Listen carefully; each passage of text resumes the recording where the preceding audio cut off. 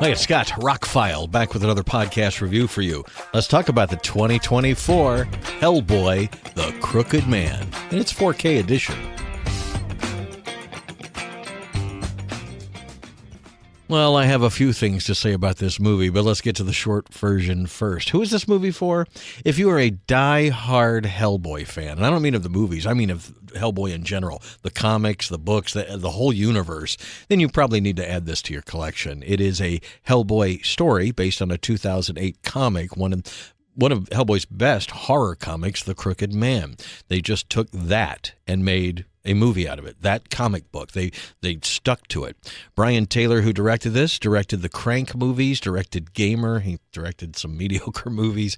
He also directed the second Ghost Rider with his partner, which has its moments. It's better than the first one in some ways. But anyway, they had a $20 million budget. You have a new guy playing Hellboy. I think if you're a fan of like the Guillermo del Toro movies, you're not going to dig this.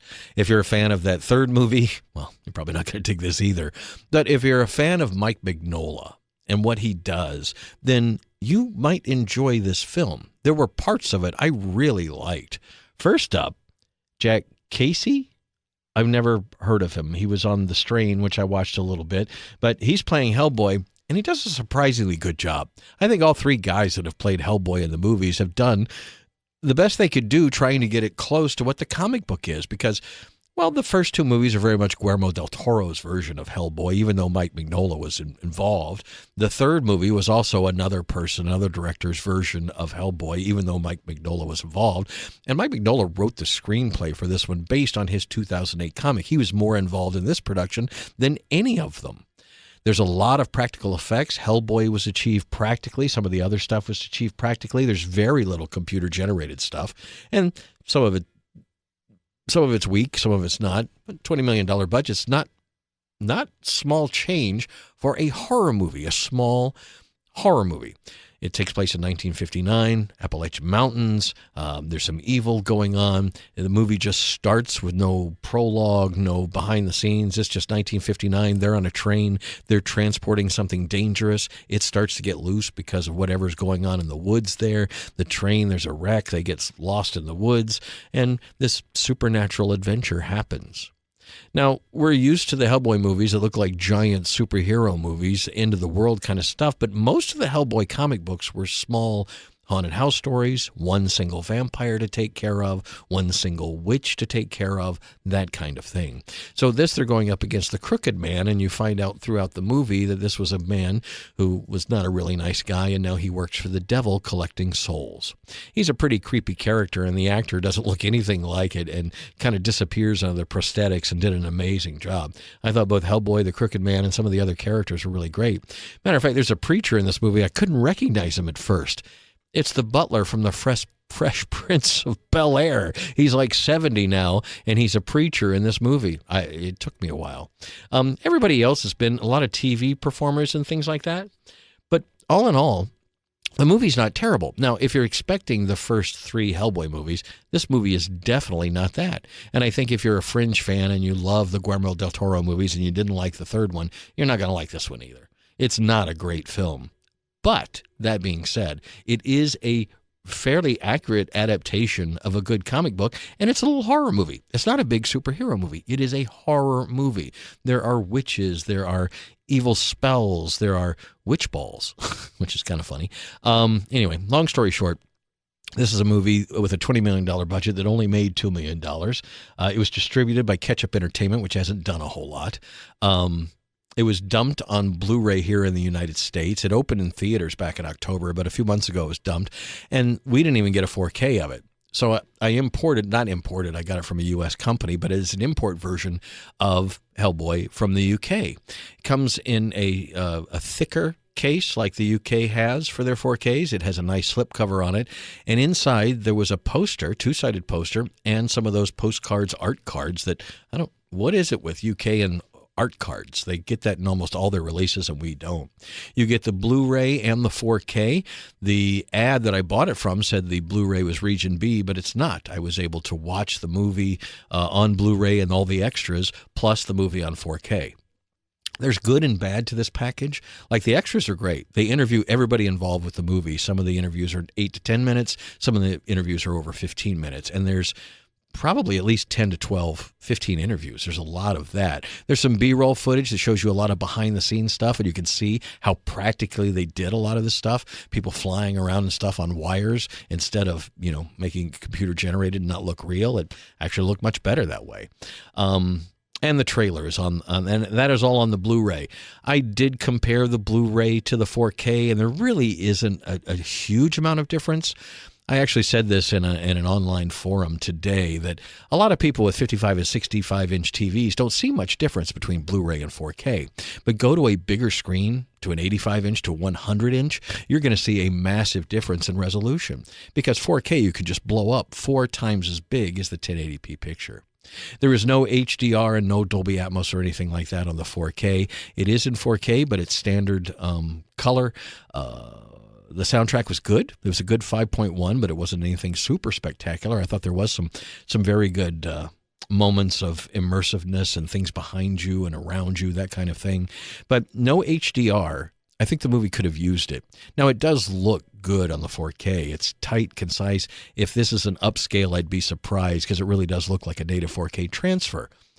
We could have used some help in the blacks. Not that they get very crushed. They look really good on the 4K, but I just think there would have been more contrast and more color pop in some of the scenes.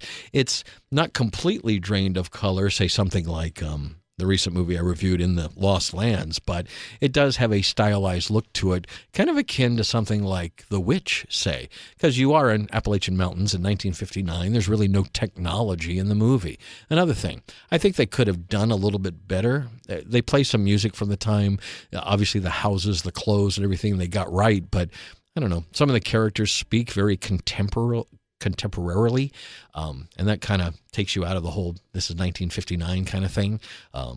His assistant from the organization that investigates these kind of things, she's really a modern character. She doesn't feel like a character from 1959. But other than that, those minor things, like a couple of the CG things didn't work for me, and a couple of the bad guys turned out to be not so bad. Not to give anything away, but early on there's this giant snake, and the snake is throwing him around, but he could really just pinch its head and just kill it. So why didn't he do that like 5 minutes earlier? Why did we get the 5-minute fight scene? But if that's your biggest problem with it, again, you have somebody good playing. Like I said, I don't know who this guy is. And in watching the interviews, I wasn't really sure. I watched some of the interviews before I watched the movie because I was really expecting a terrible film. But when I watched some of the interviews and people talked about how much fun they had on the set and how much they met with Mike Mignola and the director and what they were really trying to do with this movie, it got me more excited to watch the film. And kudos to Ketchup Entertainment or whoever made the extras, not putting scenes in the interviews. I hate going to the extras on one of these new 4Ks and it's an interview with the director or the star, but half of the interview is scenes from the movie that I just watched or I'm about to watch. That is a waste of my time. I got to say, in this, it does one of the things I don't like. They're interviewing these people, but they're not putting the interviewer on the screen. They're putting pictures up of whatever they were asked and then the person responds. Get an interviewer that you could at least put on screen and show them asking the question. But other than that, the interviews are basically, 10 to 15 minutes with the person, no cuts, and that I really did enjoy that. And that, like I said, made me more excited to watch the film. When I realized what they were going for an hour and 40-minute horror movie, not a superhero epic. Well, I think they kind of nailed it, given the budget and what was involved. They did the best they could, and they also didn't have much time. There was only a few weeks from the time he wrote the script and it was green-lighted for them to actually start filming. A lot of training going on. They filmed in Bulgaria to make it look like the Appalachian Mountains.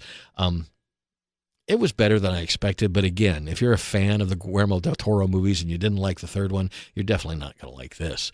But if you're a huge Hellboy fan and you want to see another chapter, different director, different Hellboy, different vibe, different feel, more of a horror movie feel, then you might actually enjoy the film. I'm glad that I now own all 4 Hellboy movies. I will watch the first 2 more than any of the others. I might watch the third one occasionally when I'm in the mood for that. And when I'm in the mood for something like this, I'll watch that too.